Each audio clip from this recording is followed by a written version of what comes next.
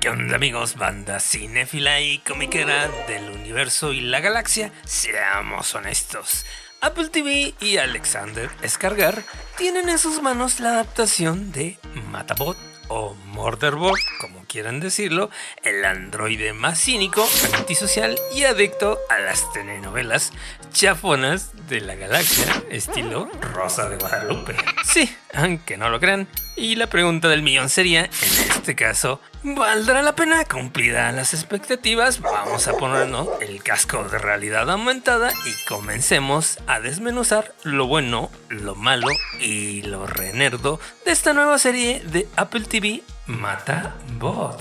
Así que dicho esto, empecemos con lo bueno. Primero que nada, lo más obvio, el material original, es decir, los diarios de Matabot, de la escritora Martha Wells, que con este material ha ganado los premios de Hugo, Nebula y Locus, donde obviamente tenemos un protagonista bastante complejo, cínico, pero también bastante querible, y además tiene esa voz interna que es oro puro, muy similar a la de Peter Parker, por cierto. Pero claro, con un humor mucho más oscuro, y además si esta serie captura esa décima parte de la genialidad de Matabot, pues ya para mí tenemos la batalla ganada. Y dentro de lo bueno también tenemos que resulta que la escritora Martha Wells, que estamos hablando de ella, está también involucrada como productora consultora. Así que amigo, para mí su presencia por lo menos es un seguro de que se está adaptando lo mejor posible a Matabot en esta serie. Y dentro de lo positivo tenemos precisamente a Apple TV, que como quiera que sea, es una productora que se está especializando en hacer series de calidad de ciencia ficción, como por ejemplo Foundation, Silo o For All Mankind, que obviamente, como sabemos, suelen ser series visualmente impactantes y ambiciosas. Y como que Apple TV ya se está especializando en este tipo de series de ciencia ficción un tanto locochonas, pero también con muy buena calidad. Dado que, amigo, se rumorea, no es un dato comprobado, que cada episodio de la producción de Matabot ronda alrededor de 10 a 15 millones de dólares. Así que, amigo, imagina 10 episodios de Matabot con este nivel. Y claro, también no podemos olvidar al elefante en la habitación, es decir, Alexander Skarsgård, que realmente interpreta a Matabot, un tipo que tiene un físico impresionante y la capacidad de transmitir mucho con poco. Sí, el actor conocido por nosotros por la serie de True Blood o la película de Norman.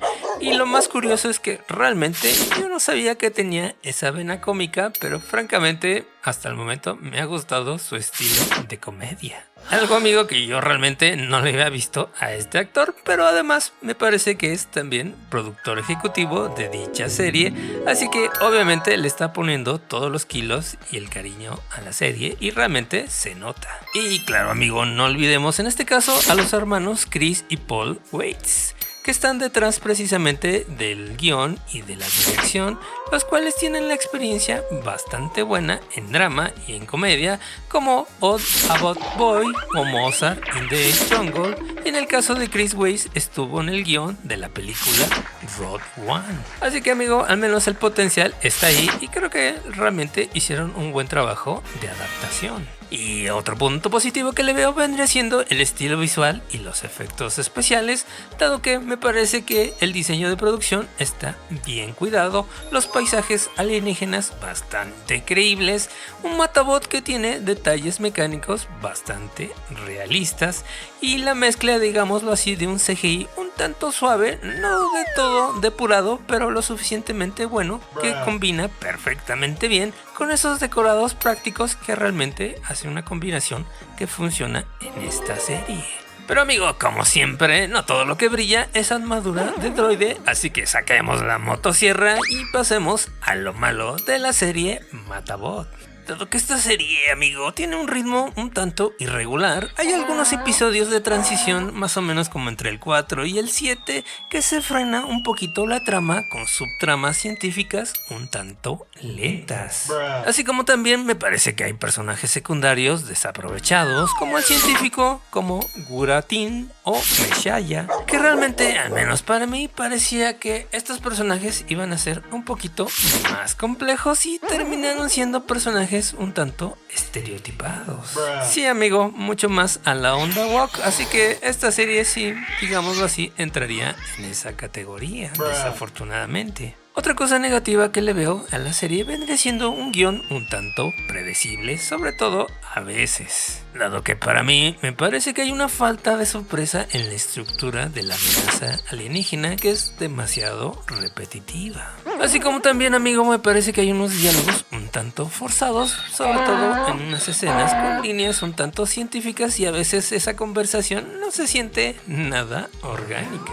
Aunque aquí, amigo, los voy a justificar un poquito porque me parece que Matabot es un personaje un tanto difícil, dado que su sarcasmo, su ansiedad y sus comentarios sobre la estupidez humana hace que sea difícil la comunicación con los humanos, y además me parece que tiene una especie de ansiedad social, lo que obviamente dificulta bastante los diálogos con los personajes humanos. Así que, amigo, a final de cuentas, pues sí, Matabot es un personaje un poquito antisocial, y esta serie pues básicamente también trata de la crítica brutal al capitalismo corporativo rapaz, a la deshumanización y al trauma, en este caso envuelto en una aventura espacial, lo cual hace que esta serie pues no es nada más de tiroteos y explosiones y naves, sino realmente es un comentario social bastante inteligente. Y me parece que esta serie sí lo está tocando, pero digamos que de una manera un poquito más superficial, por encimita.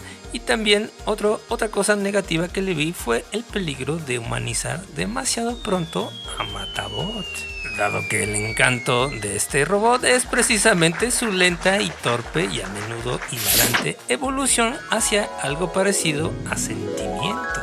Pero desafortunadamente, al menos para mí, me parece que esa transición a hacerlo un poquito más humanizado fue demasiado rápido. Porque al menos para mí, yo sí me hubiera gustado un poquito más de desarrollo, ver esa lucha interna, esa confusión y ese no entiendo a los humanos, pero igual los protejo.